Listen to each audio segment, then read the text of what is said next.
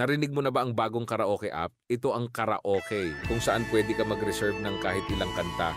Makikita mo sa kanan ang listahan ng mga naka-reserve na kanta na iyong pinili.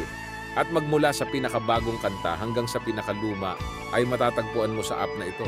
At alam mo ba kung ano ang pinakamatamis sa lahat? Siyempre yung libre.